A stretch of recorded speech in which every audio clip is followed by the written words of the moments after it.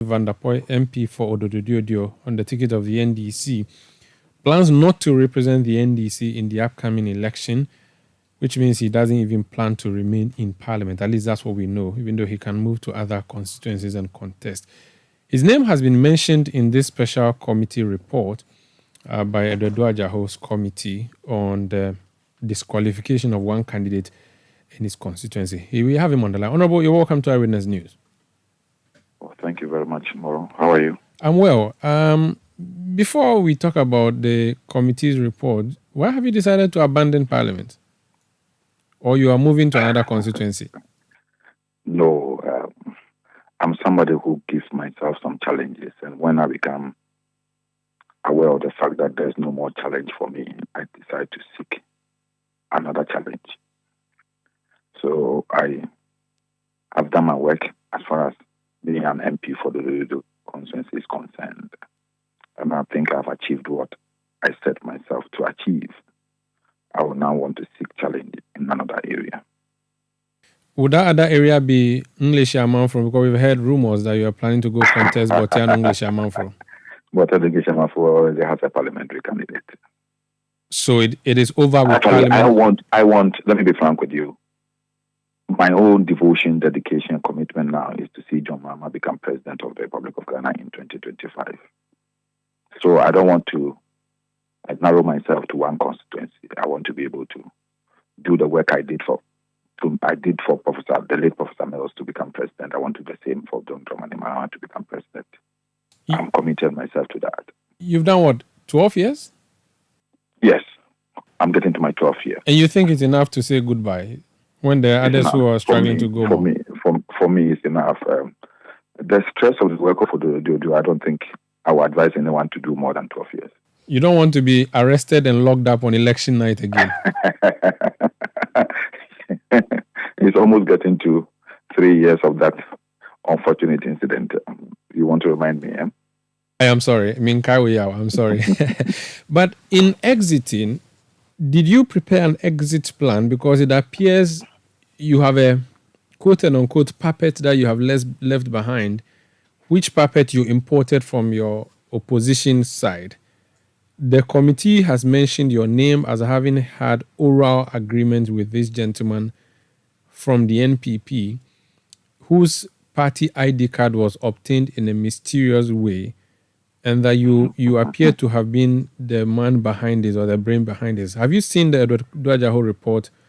And what do you make of? I've read it. Yeah, what do you make of the comment on Michael Nii Yarboi? Let me say it's a bit unfortunate. Moro, do you have enough time? I have enough time, not as much, but we'll manage. You are a former broadcaster, so I know you can manage the time for me. Yeah, let me tell you this. Me, I'm a political strategist. Odododiodio was never an NDC seat and was not a safe seat for the NDC. Do you know why I'm saying this? Previous elections after I studied for Dr. Kwame Nkrumah, the UP tradition has won the constituency. Odododiodio was consecutively the MP for the area. In 1992, Odododiodio was poised for victory when the MPP boycotted the parliamentary elections. It was through the efforts that people like me put in from 1996 that changed the dynamics in Odododiodio. In fact, in 1996, I contested with three elderly senior brothers of the constituency, the late Atobeka, Kaptiokai, Honorable Ishmael Aite. At that young age, I contested with them, and I was cruising to victory. I was very sure of victory. We were asked to step aside, and Honorable Nii Yarboi was made the parliament candidate for the party. We all supported him, and he won. Then he lost the seat in the year 2000. That was again when I attempted to contest and were told that nobody should contest incumbent members of parliament. So in 2001, I returned from the UK to join the reorganization committee upon an invitation from the late President Mills. So I was part of the team that organized a party in the Greater Accra region. But I focused my entire work on Odododiodio. Subsequently, I became a candidate in 2002. Unfortunately, I was arrested and not permitted to contest in 2004. So I made my campaign manager, the late Samuel Nii Yarboi, honorable, the candidate, and he won. Unfortunately for us, God called him after 6 months. In 2005, we had a by-election, and Honorable Takikobe won. Ask anybody in Odododiodio, what has made Odododiodio strong and safe and stable for the NDC was the work me and the youth of Odododiodio put in 2001, 2002, and 2003. So I know the dimensions of Odododiodio more than anyone else. I have been a foundation member of the party from 1992, from the Eagle Club to NDC. Nobody can claim to love the NDC more than me in Ghana and in Odododiodio. So I will not do anything which will affect the development and the progress of the NDC.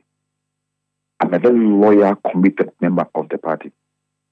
I've sacrificed more than enough for the party than I have gotten for myself and my family. So it hurts when sometimes you are quoted in such difficult situations and such embarrassing contests. Look, a political party should always think about what strategies to put in place in order to make it more difficult to be beaten in any elections. Yes, Michael Yarboi Annan, who is a nephew of the late Justice C.F. Annan, comes from an NDC family, but he found himself in NPP. I saw in him the same attributes I have when I surfaced in 2001. Charismatic, down to earth, good communication skills, very caring, and resourceful. So, in 2016, Michael Yarboi and the NPP gave us a run for our money in the elections. So I saw it and I discussed with my executive. Can we talk to this guy to come back to his father's house? Because he's in a strange house. He's a good material for the future. Just like any good football team will put a star or will buy a star from another team. I got Yarboi.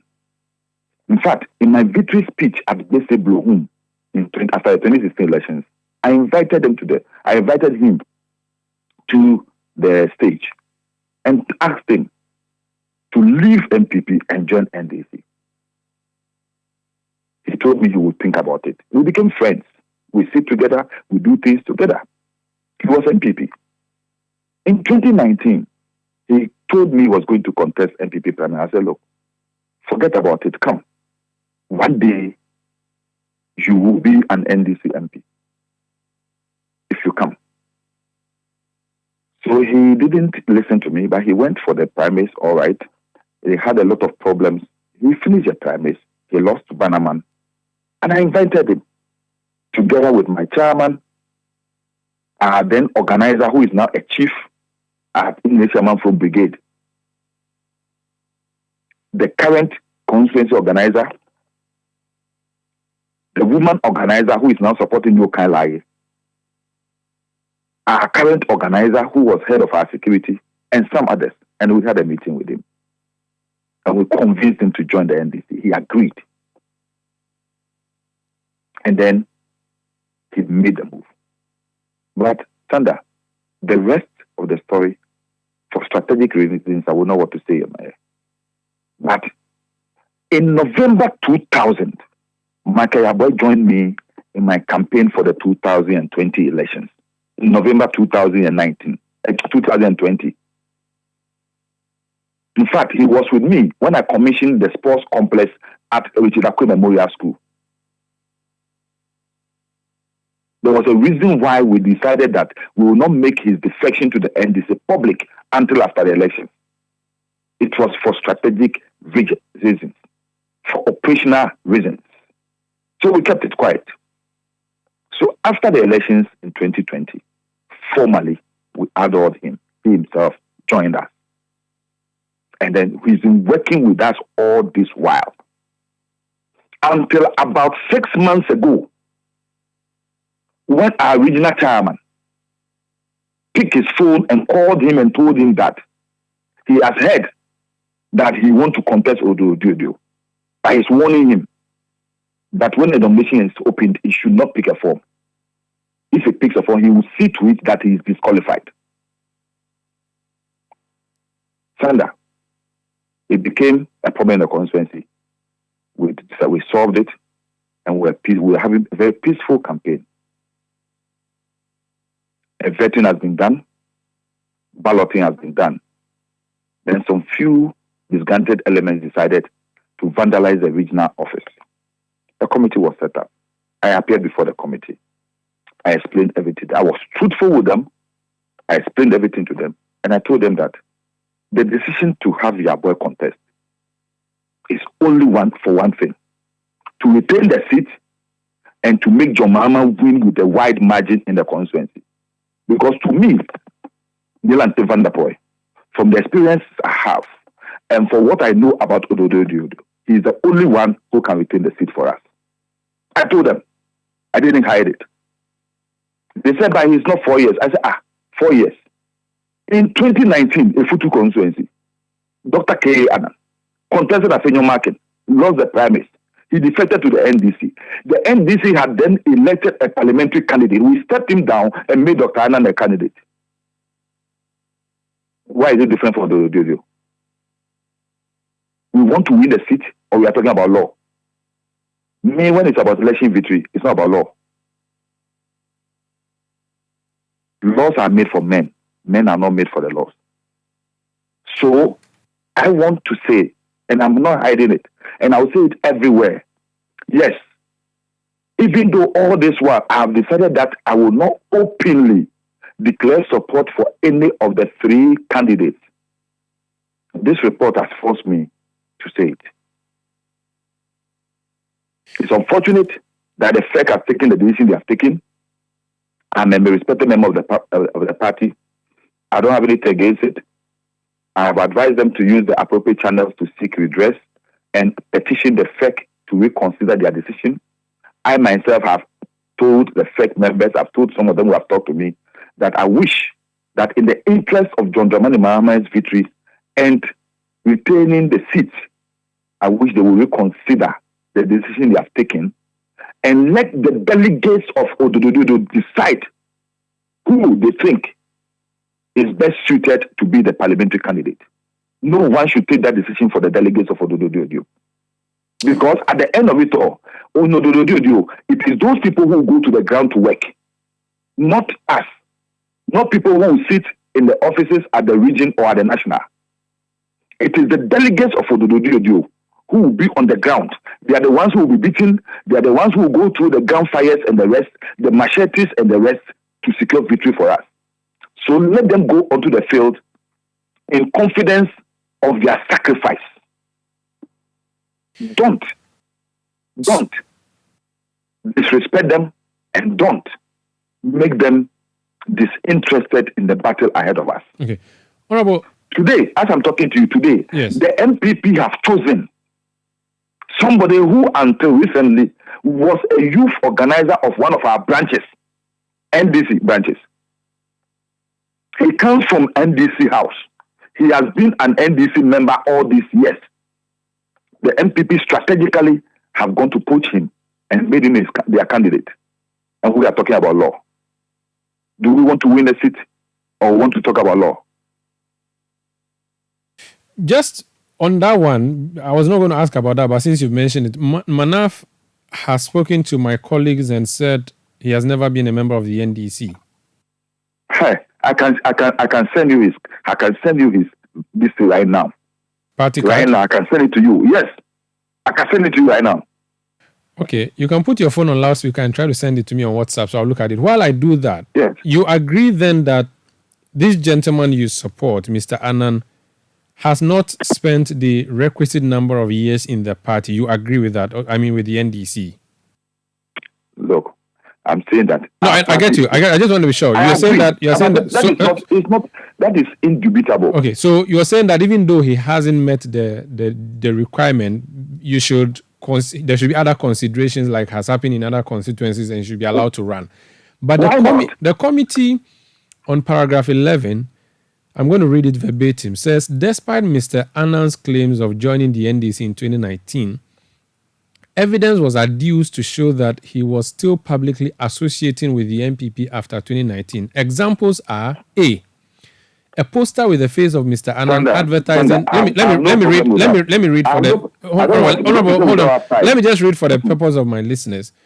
A poster with the face of Mr. Annan advertising a political discussion on a program known as The Voice, which is an NPP program to take place on July 27, 2020, in which he was described as a security analyst and member of the NPP and spoke on behalf of the NPP. Mr. Annan did not dispute this when questioned. As a matter of fact, Mr. Annan actually went for the program and spoke as a representative of the NPP. B, a Facebook post dated February 12, 2021, in which Mr. Annan indicated that he had officially informed some opinion leaders and members of his campaign team of his decision to defect from the NPP to the NDC, which means that he has been doing anti-party work, and anti-party here being against NDC, and he has been doing pro-party work, which is for the NPP. Can you trust this person? Perhaps that's why the party is hesitant? Let me ask you a question.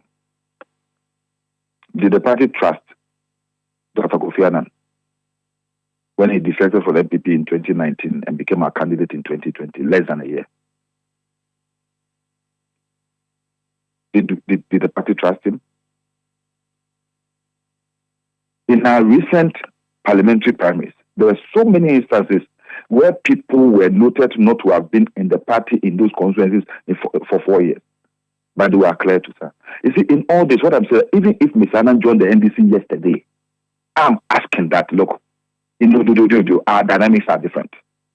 Let the delegates of Odododiodio, let all the aspirants go to the delegates and tell the delegates that I'm qualified. This man is not qualified because he just joined us from the NPP.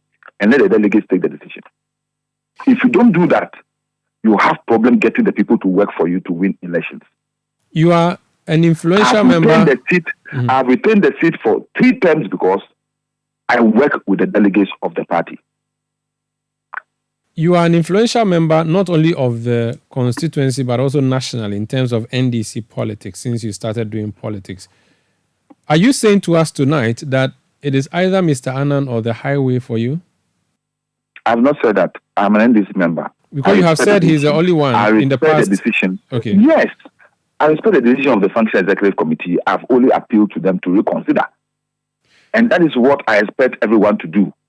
When you are not happy with any decision of the party, you appeal. You use the processes to seek redress.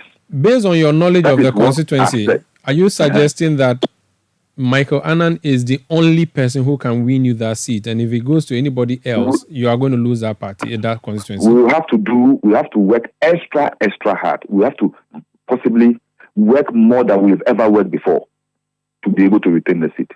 And my condition is that if you have somebody who is overwhelmingly popular, who will not make you work that hard, but secure huge vote for you, why will you want to go through the wahala of having a candidate that you will struggle and struggle and struggle? But you talk about popularity. A former MP is very popular. He is also contesting there. He was a former MP in Amasaman, not in Odododiodio. But he's still a former MP. He has been on the national picture. Look, we are talking about somebody who for the past 2 years has been working with me in the constituency. Every program, I go with him. He's been the one who virtually has been a presumptive heir to the throne in Odododiodio. That is what the people see him. He is popular in and outside the party, overwhelmingly popular. Opinion leaders, religious leaders, the party functionaries, the grassroots of the party, everyone is mentioning his name. His nickname, Don, is on the lips of even children in the constituency. The three people will say, "Umpe we now pedeng." That is all that I'm talking about. I'm not saying all should best. I'm saying that to make our work easier for us in 2024, let's take this option. Let all of them face the delegates. Let the delegates choose. If the party decides so, fine. There will be consequences to that. But then at the end of it all, I'm saying that when we have elected somebody by the delegates will then be more happy. The people will be more happy. But once you disqualify someone, you have sown a seed of discontent amongst those supporters, amongst those delegates, amongst those workers and the grassroots. And that is going to be very difficult. It will be inimical to our work. It will be a risk you are taking. And I want us to avoid those things. I'm saying let's use the much more easy route. Let's do much, make sure we keep everybody together. Even if there are people who are disgruntled because their candidates have lost. When the person has lost through the delegates, then the problem will be with the delegates. But this time, right now, do you know what is happening? I am also on attack. Sandra, I'm being threatened. I'm being insulted. I'm being cursed. Because do you know what they are saying? They are saying that I have joined hands with the functional executive committee of the party to disqualify the candidate I know is very difficult, Nii Yarboi, and so that the easy candidates will be shoved, then I will come in as unopposed. This is a conspiracy theory going around the constituency. If I send to you the voice messages, the text messages from the platforms, how I'm being vilified, how I'm being insulted, you have no idea. That's why I say to avoid all these, so that all of us will go through this with a peace of mind and work assiduously to make John Dramani Mahama the president so that he can bring back our 24-hour economy that we are all dreaming of. That 24-hour economy that will give jobs to the people, good jobs to the people, sustainable jobs to the people. It is important that we don't do anything that will affect it, risk it, or derail that motive. Very well. Thank you so much. But before you go, often when MPs leave Parliament and you ask them what they are going to do, some would say they are going to do business. Some would say they are going into farming. Are you going into fishing? Well, I've always been a teacher. I want to go back to the classroom, possibly. You go and teach them politics, so you go and teach them NDC things. You have been tainted now. Your academics has been tainted. I've been a very professional teacher. You know me, everything I do, I am very professional about it. I had my interest when I was a football commentator, but nobody can say that I was ever biased. I was a very professional commentator and broadcaster. Maybe Citi will also give me a job. Last time, I was promised a job by Bernard. So I will look at that one. I don't like Akutubuafo's job. I don't want to take the head of sports.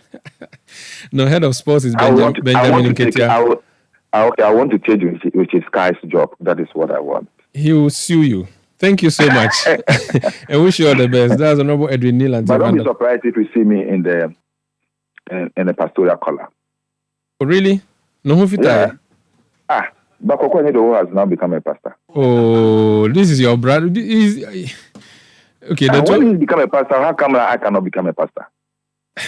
But he's on Twitter attacking John Mahama. You're not attacking, or you also start attacking John Mahama. No, hey, me. It's okay. Let's not talk about.